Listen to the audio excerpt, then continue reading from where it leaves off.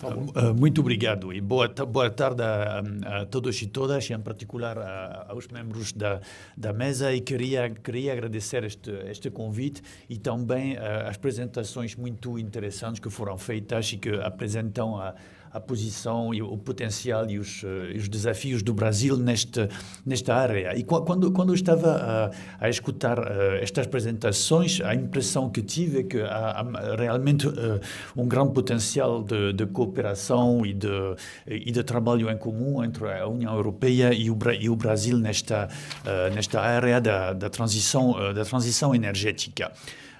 A transição energética é um dos desafios maiores da União Europeia neste tempo. E como a COP28 está prestes a abrir em 30 de novembro em Dubai, o nosso debate de hoje não podia ser mais oportuno. Tanto o Brasil como a União Europeia comprometeram-se a alcançar a neutralidade climática para o ano 2050. Além disso, a transição para a energia verde é a única forma de assegurar simultaneamente uma energia sustentável, segura e preços acessíveis em todo o mundo. Por conseguinte, a União Europeia está determinada não só a colaborar com o Brasil para reforçar a nossa ambição climática conjunta e definir trajetórias para a neutralidade climática, como também a ampliar relações a longo prazo que sejam mutuamente benéficas, em especial no domínio da energia. Em primeiro lugar, a política energética externa da União Europeia visará a aceleração da transição ecológica e energética justa a nível mundial, no intuito de assegurar uma energia sustentável, segura e a preços acessíveis. Em maio do ano passado, a União Europeia lançou a ambiciosa estratégia REPowerEU e, com ela, uma série de medidas para, primeiro, aumentar a eficiência energética, segundo, diversificar os fornecedores de energia da União Europeia e, finalmente, aumentar o uso da energia renovável para substituir os combustíveis fósseis em residências, na indústria e na geração de energia. O setor de energias renováveis e eficiência energética já é um flagship na cooperação entre a União Europeia e o Brasil. Principalmente o Banco Europeu de Investimento, juntamente com o KfW, que é uma instituição alemã, e a AfD, uma instituição francesa, têm uma carteira acumulada de cerca de 2 bilhões de euros neste setor no Brasil nos últimos 5 anos. Aliás, a União Europeia está apoiando a transição energética no Brasil com o financiamento de 3 projetos de cooperação técnica no âmbito do programa Euroclima Plus. A União Europeia também está disposta a apoiar e colaborar com o Brasil em outros desafios relacionados com a transição energética. Isto poderia incluir, por exemplo, o acesso à energia, a segurança energética e a descarbonização da matriz energética na região amazônica. Olhando para o futuro, as oportunidades de desenvolvimento do mercado global do hidrogênio verde são muito promissoras para a nossa cooperação. A ambição do plano REPowerEU é produzir 10 milhões de toneladas e importar outras 10 milhões de toneladas de hidrogênio renovável na União Europeia até o ano 2030. Como o hidrogênio verde é um tema bastante novo e há necessidades de construir, entre outros, a infraestrutura, certificação e outros aspectos de governança, uma cooperação e um diálogo intenso e um alinhamento entre o Brasil e a União Europeia como parceiros estratégicos nos parece indispensável. É aqui a primeira mensagem-chave com a qual gostaria que vocês ficassem. As medidas tomadas nos próximos 5 a 10 anos serão fundamentais para construir um sistema energético capaz de conduzir a Europa e o Brasil à neutralidade climática em 2050. As sinergias entre o plano de expansão da energia do Brasil para 2032 e a estratégia REPowerEU, adotada há 18 meses, devem ser exaustivamente exploradas. Isto leva-me ao meu segundo ponto. Como a Presidente da Comissão Europeia disse durante a sua visita ao Brasil em junho deste ano, a União Europeia está disposta a investir mais, inclusive na infraestrutura de energia limpa do Brasil, como, por exemplo, a produção de hidrogênio. Juntos podemos construir um mercado transatlântico para o hidrogênio limpo e seus derivados como parceiros fiáveis e equitativos. O Global Gateway é o contributo da União Europeia para reduzir o déficit de investimento global em todo o mundo. Entre 2021 e 2027, a União Europeia com os seus Estados-membros mobilizarão até 300 bilhões de euros em investimentos para projetos sustentáveis e de alta qualidade, tendo em conta as necessidades dos países parceiros e garantindo benefícios para as comunidades locais. Especificamente em matéria de clima e energia, o Global Gateway apoiará investimentos na mitigação e resiliência climática, bem como em energia limpa. Uma necessidade, mas também uma grande oportunidade econômica em países de baixo e médio rendimento. No contexto da América Latina e do Caribe, a Comissão Europeia está preparando, em cooperação com os países parceiros, uma ambiciosa agenda de investimento no marco do Global Gateway, que foi apresentada durante a última cúpula UE-CELAC, realizada em Bruxelas no passado mês de julho. Nesta ocasião, a Presidente da Comissão Europeia, Ursula von der Leyen, declarou que a União Europeia e os seus Estados-membros vão investir mais de 45 bilhões de euros na América Latina e no Caribe até 2027, através do Global Gateway. É importante esclarecer que o Global Gateway é uma marca da União Europeia e não é um fundo.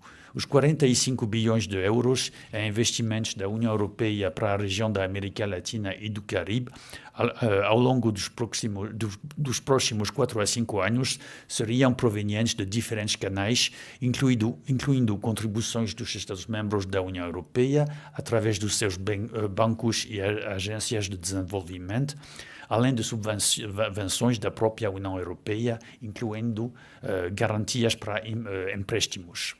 O Fundo Europeu para o Desenvolvimento Sustentável, IFSD+, é o principal instrumento financeiro para mobilizar investimentos no âmbito do Global Gateway.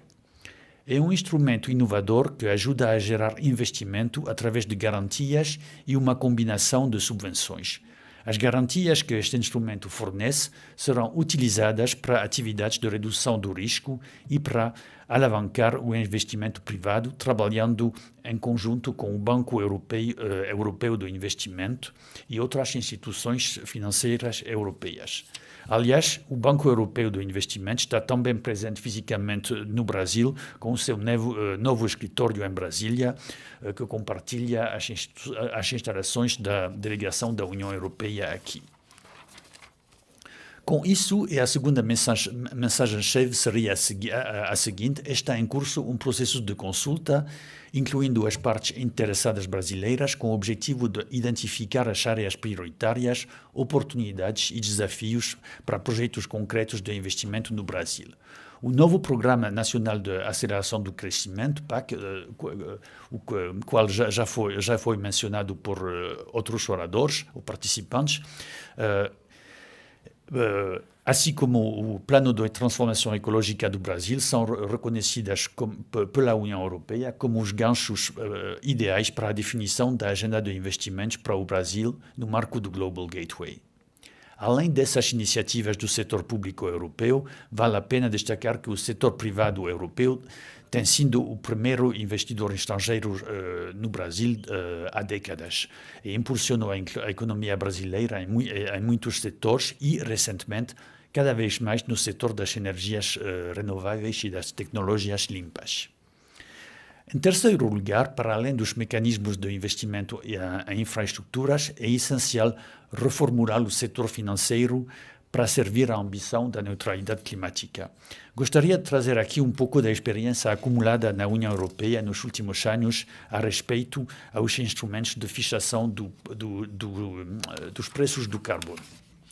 Desde a criação do nosso mercado de carbono no ano 2005, o primeiro grande mercado mundial de carbono, a experiência dos últimos 18 anos demonstrou que, Primeiramente, o comércio de licenças de emissão constitui um mecanismo extremamente eficiente na redução das emissões de modo eficaz em termos de custo e, ao mesmo tempo, é possível utilizar as receitas geradas para apoiar a transição para uma produção mais limpa e para incentivar a inovação.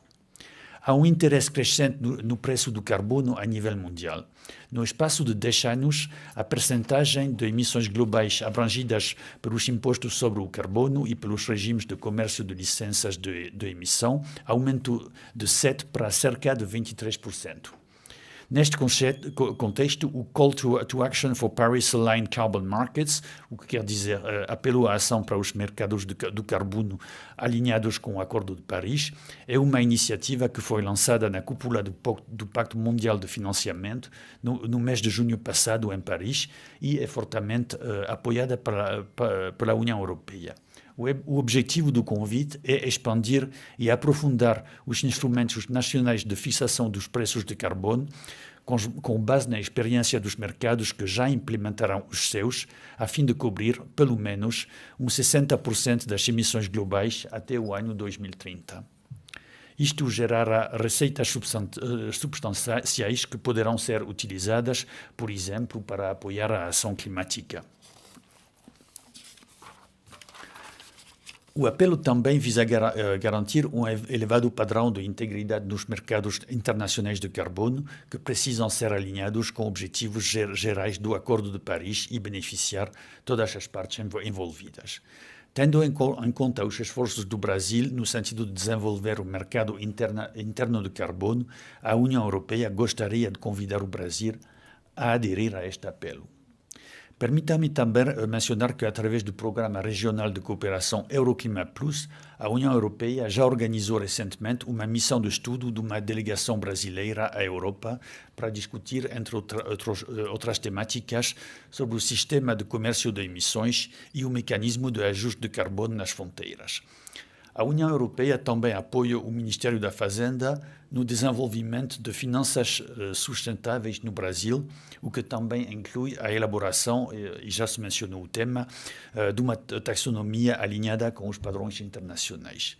Finalmente, mas não menos importante, gostaria de mencionar que o Brasil foi designado como um país prioritário para se beneficiar da Global Green Bonds Initiative da União Europeia. Esta iniciativa entrará em operação, em princípio, no início do ano próximo. Aproveito a minha presença aqui para parabenizar o Ministério da Fazenda pela primeira emissão de títulos soberanos sustentáveis no valor de 2 bilhões de dólares, anunciada na semana passada. Para concluir, no ano próximo, e a partir do 1º de dezembro, o Brasil assumirá a presidência do G20 e organizará o Clean Energy Ministerial em Foz do Iguaçu. Seguir-se-á a COP30 em Belém no ano seguinte, 2025. A União Europeia tem a ambição de contribuir de maneira muito ativa para esta agenda ambiciosa. Muito obrigado uma vez mais por esta oportunidade e fico ansioso para ouvir a visão dos outros membros do painel sobre estas temáticas muito importantes. Obrigado. Muito obrigado.